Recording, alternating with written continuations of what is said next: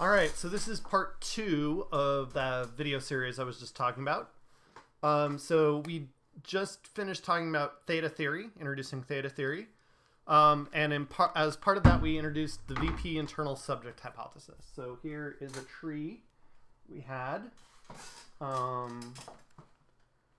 we can see in this tree we have a verb, build, has 2 theta roles. It has a theme theta role, which is assigning its theme to its theta role to the DP dams. And then it has an agent theta role, which is assigning to its specifier beavers. And now we have a couple of issues that we need to try to address. The big issue we need to try to address is how does beavers get from the specifier position of the T or of the V to what we think is the subject position of the sentence, the specifier of T, and why. So what we're going to talk about today is what's known as case theory. And that's going to motivate our the movement of our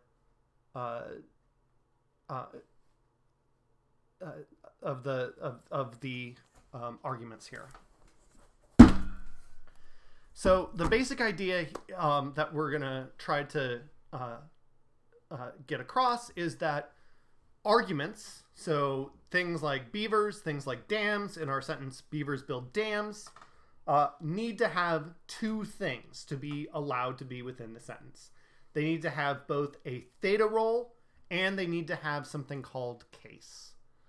And case is kind of a funny thing within syntactic theory, because if you've studied another language, if you speak a language other than English, depending on the language, you're probably familiar with case. You're probably familiar with, learning all of these different endings that you put on nouns, put on adjectives. And that is related to this concept of case that we're talking about, but it is somewhat distinct.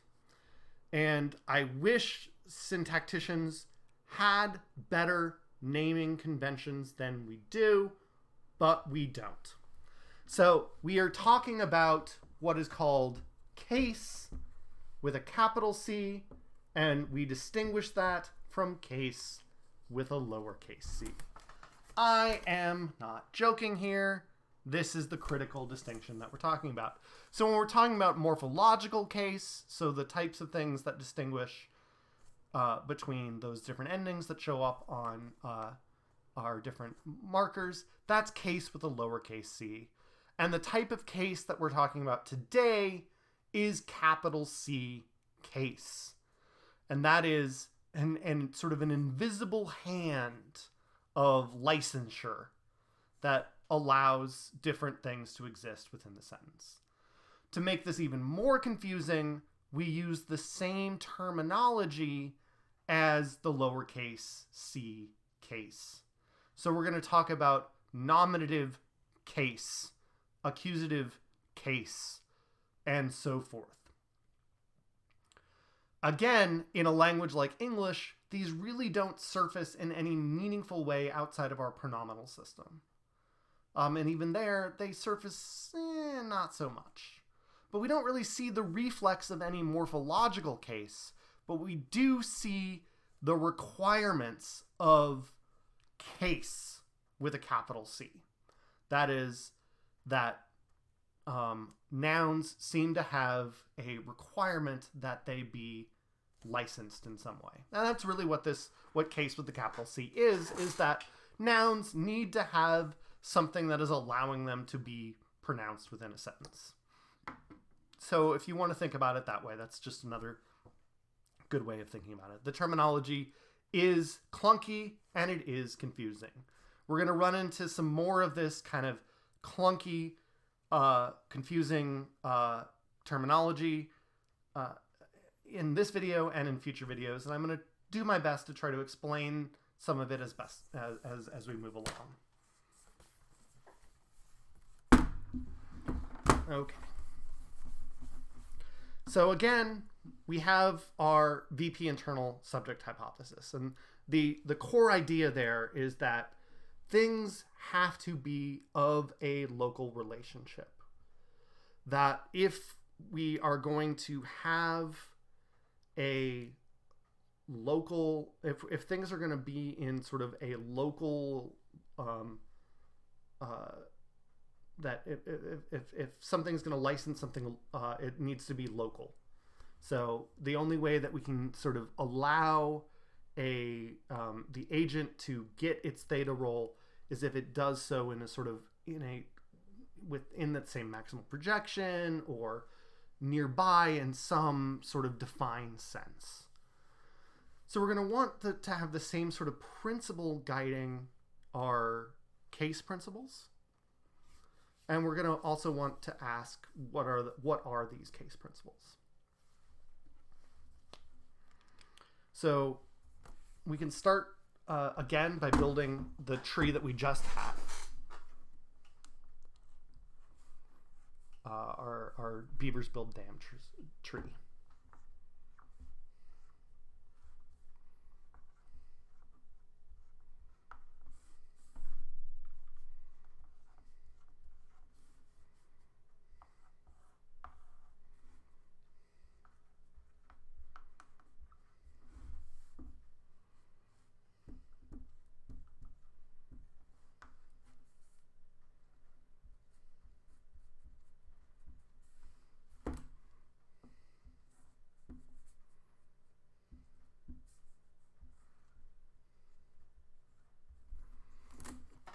So we have the subtree right here, which is the VP, and it is that the verb is assigning both the theta role to the theme theta role to dams and the agent theta role to to beavers. And we can look at a few pieces of this subtree and ask ourselves some questions. Well, first thing we can notice is there's a lot going on here that is pretty self-explanatory, pretty good. At least for now, we don't have to deal a lot with the relationship between build and dams. We don't have to move anything around. I said before that all nouns need some sort of licensure, but we could just say, well, verbs seem to be the thing that also kind of assign that case. They assign maybe what we would call that object case, that accusative case. So we can just go ahead and do that as well. So along with assigning that that theta role, they also seem to assign that accusative case. And that makes dams happy. That DP dams needed to have both a theta role and case. And just by being in that complement position of the V, it gets it. So it is satisfied in this position, and it doesn't need to do anything else. So it's good. Beavers, on the other hand, has a bigger problem. So beavers needs a theta role, but it also needs case.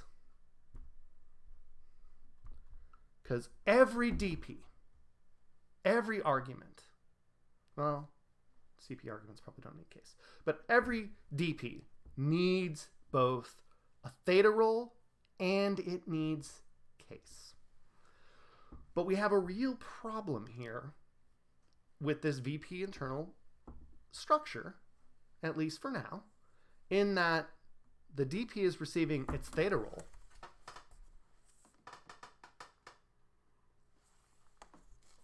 but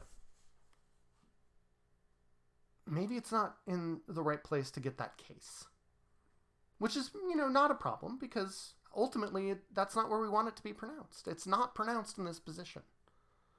it needs to move into a higher position. So let's go ahead and do that. So we know that what gets layered on top of this is our tense node.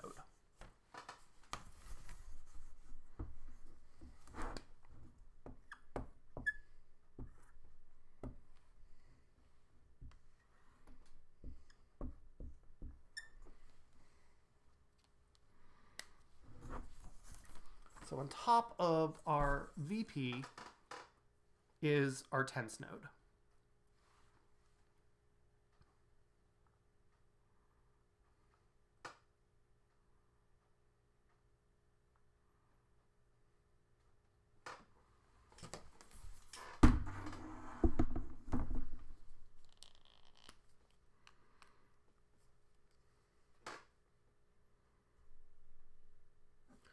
And build.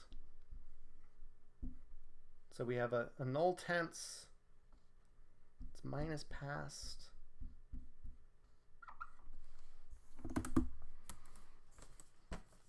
So here is our tense node.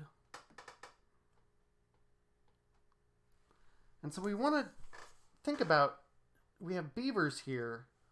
Beavers wants to maybe move up into this tense node, the specifier of t, right?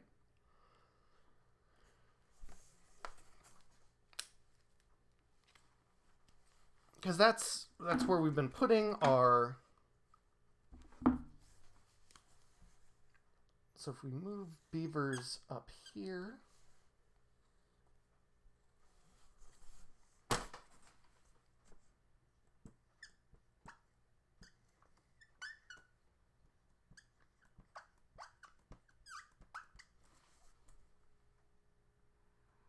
we can ask ourselves some questions about this. Well, is there anything special about the perhaps the relationship between a specifier of TP and the specifier of and T? Well, one piece of evidence we'd want to look for, and this is again some evidence we'll look for we'll play around with in more detail later on, is there any evidence that this position is variable in terms of case assignments? And we're going to play around with a couple of examples here. And again, we're not going to analyze these today. We will analyze these, but not today. But the core concept will be important for us.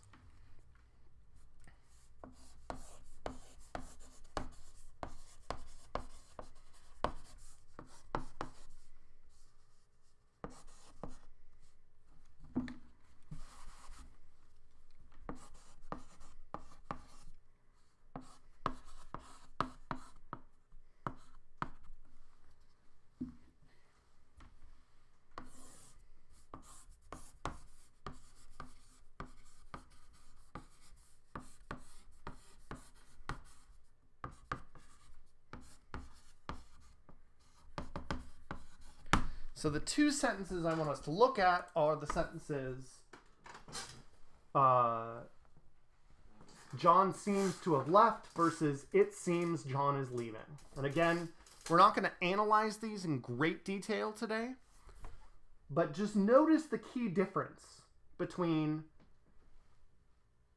the position of John in these two sentences. We'll talk a little bit more about it as well. But John is in the bottom sentence. John is in the embedded sentence. It seems John is leaving, and that T is finite. It is tensed. Whereas in the first sentence, John seems to have left.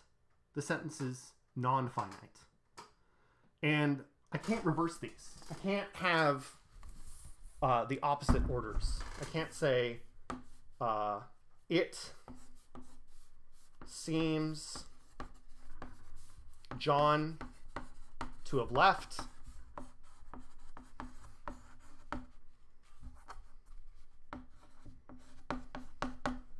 Nor can I say John seems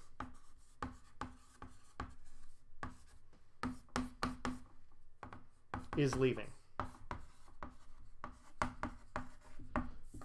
Again, we're not going to analyze these in detail today. We will get to these examples in a couple of videos. The key point for us, though, is that there is a fundamental difference in whether or not that T is finite or non-finite. And that fundamental difference seems to tell us whether or not that that specifier has or does not have case.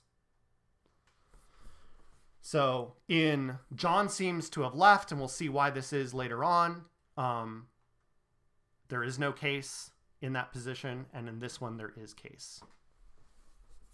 And we'll get into this in much greater detail. So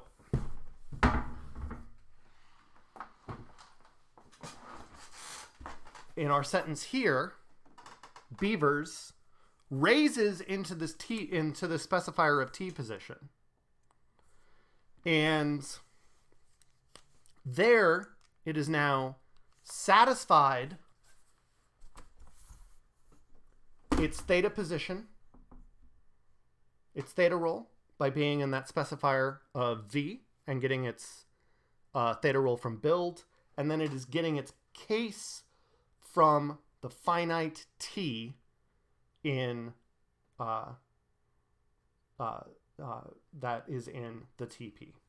So it is getting it has both its theta role and its case assignments fulfilled. Therefore, it is licensed. So case positions. Nominative case is associated with finite T's, the specifier. And accusative case is associated with the complement position of V.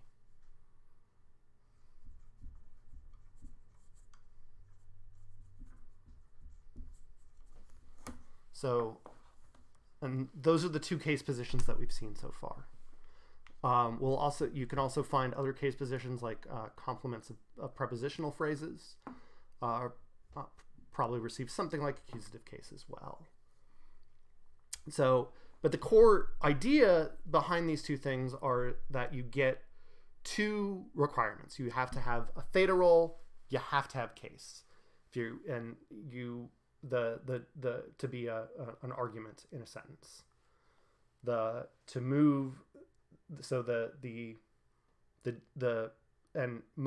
arguments start in their theta positions. Some, like complements for right now, objects, typically, not all objects, we'll see this later on, but for right now, most of our objects are going to start and receive that both their theta role and their case position in the same position.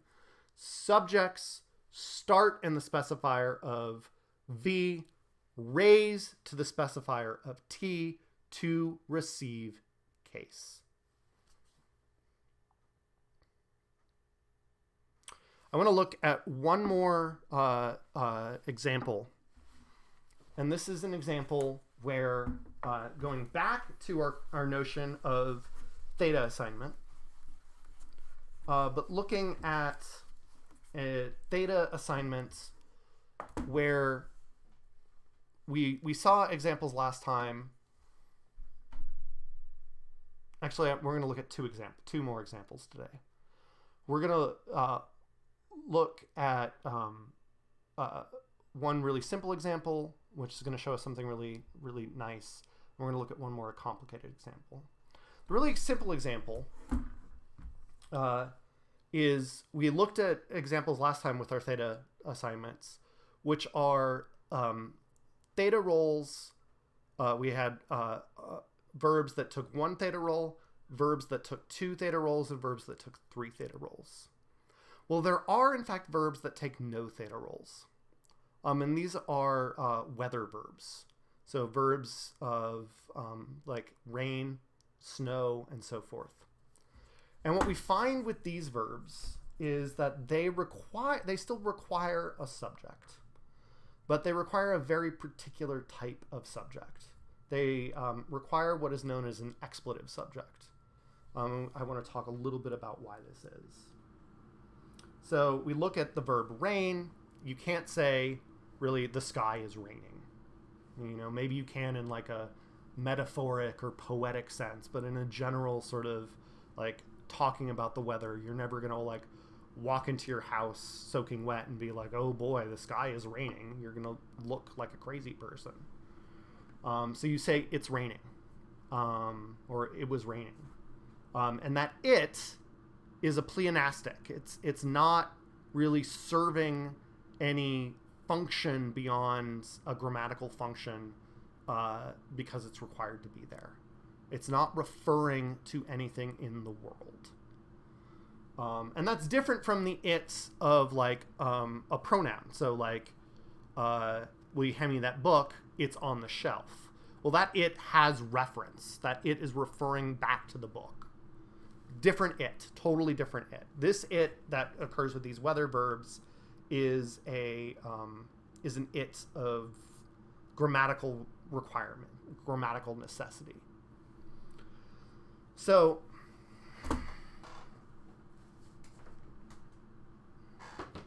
the notion of this requirement is something that we refer to in syntax as the EPP. And the core idea, the fundamental idea, is that many languages have a requirement that every sentence have a subject. And more technically, it can be described as every specifier of T must be filled. The EPP stands for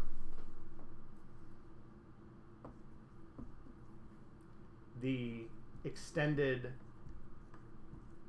projection principle.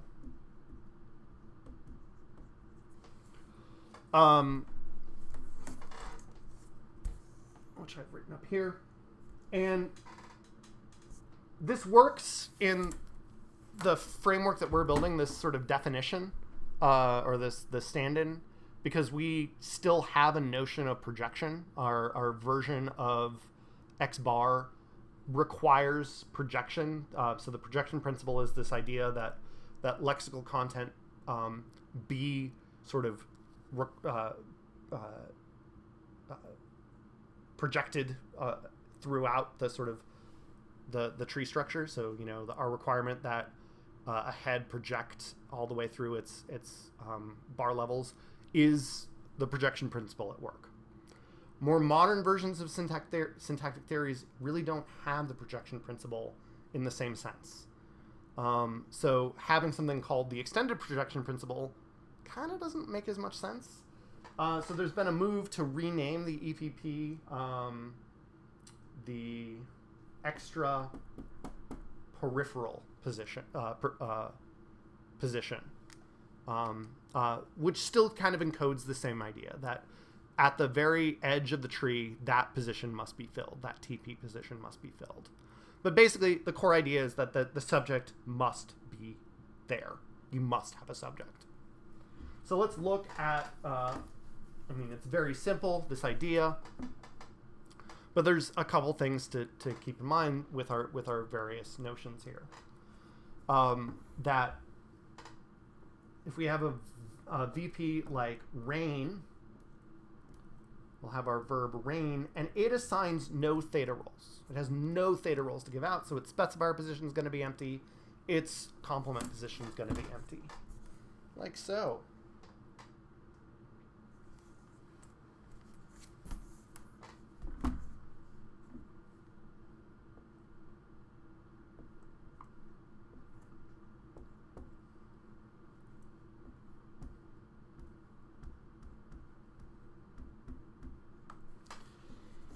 we still have a t on top of that, which is non-finite, so it still has case to give out. But there's no real argument in here for that case to be given out to. But we have this EPP that is out there. And so one way of encoding this is that we put this EPP as a requirement on the t itself. So we're going to say t now has case and it has an EPP requirement.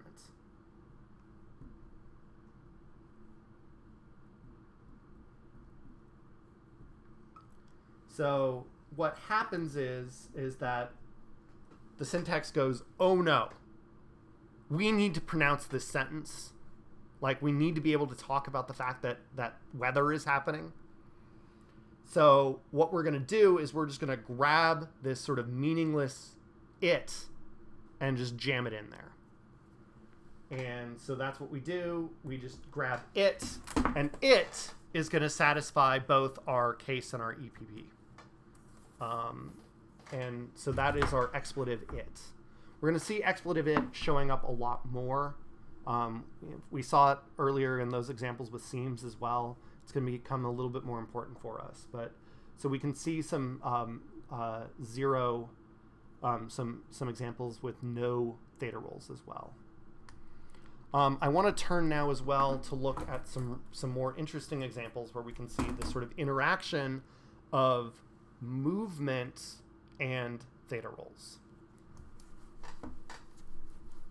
So what I want to look at is a verb call of known as an unaccusative. And these verbs are really interesting in a lot of ways because they are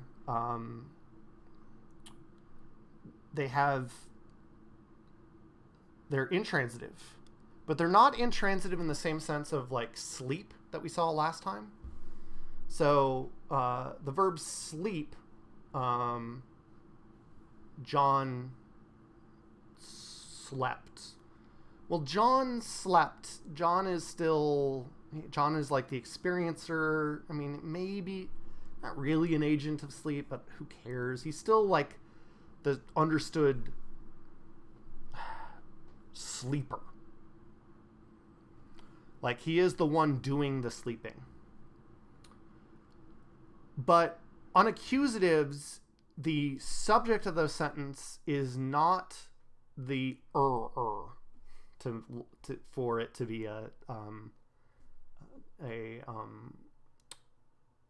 if that makes no sense, but I don't care.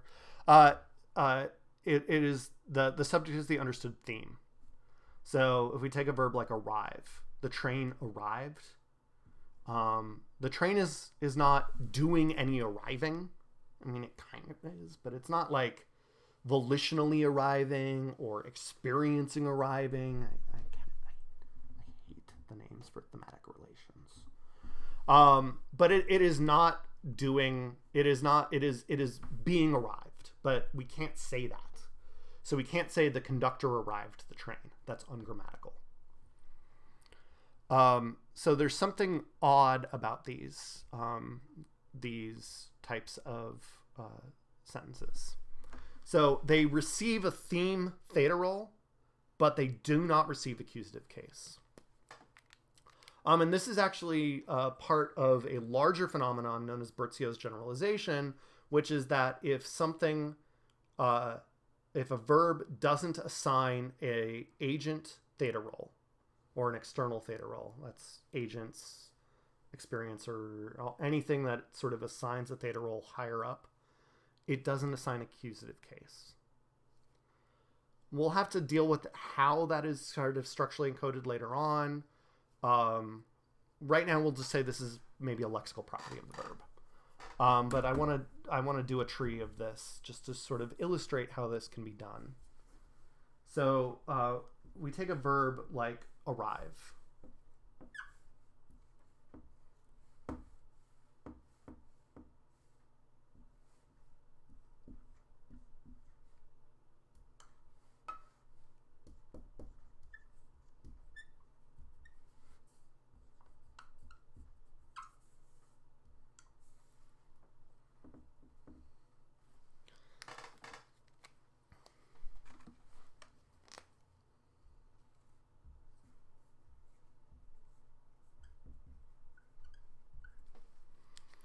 So the verb arrive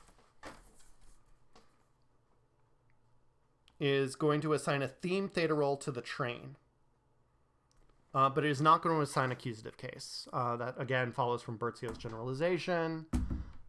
It follows, again, if we're just going to say this is a lexical specification of the verb, that's fine. But for whatever reason, it does not assign accusative case to its complement. It does assign a theta role, though. What this means is that this DP is now in a caseless position. So it needs to receive case. So what's it going to do? It's going to move. It's going to move up into that specifier of T where it can get case. So just like we saw before,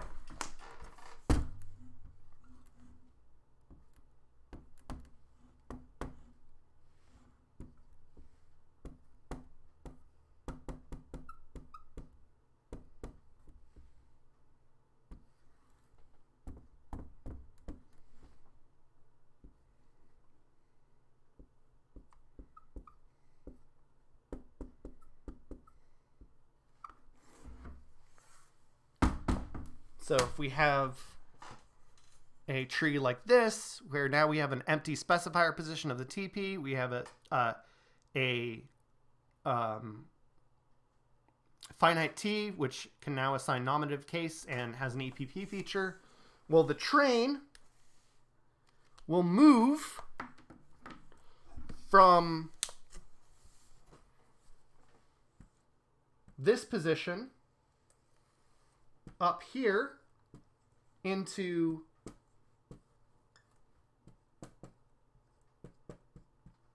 this position and receive both case and satisfy the EPP feature of the sentence. So it gets its case, it gets its theta role, and everything is hunky-dory with the sentence. So we can get more distant movement as well, depending on the sentence. So it's not just the case that the subject is going to move into this position. We can see this as well. We'll see this with passives. So like the beavers build dams. Dams are built by beavers. We're going to need to do some head movement discussion before we can get into passives. But we'll see that as well. So there's more we can do with these. We're going to have to build up a little bit more of our syntax to do that. But this was just an introduction to case and A movement, also known as DP movement. And that's just where arguments of a sentence, so the A stands for arguments, move around in the sentence. And so we'll stop there for today. Much like the last video, I want to read a little bit more philosophy, again, for the same reasons. We're dealing with a real crisis right now on a global level. And I'm finding comfort in this. And so if someone else can as well, I hope that they do. And if you don't, feel free to stop the video at this point. Again, I'm reading from Epictetus's The Art of Living. I'll probably read different philosophers some different days. One cannot pursue one's own highest good without at the same time necessarily promoting the good of others. A life based on narrow self-interest cannot be esteemed by any honorable measurement. Seeking the very best in ourselves means actively caring for the welfare of other human beings. Our human contract is not with the few people with whom our affairs are most immediately intertwined, nor the prominent, rich, or well-educated, but to all our human brethren. View yourself as a citizen of a worldwide community and act accordingly.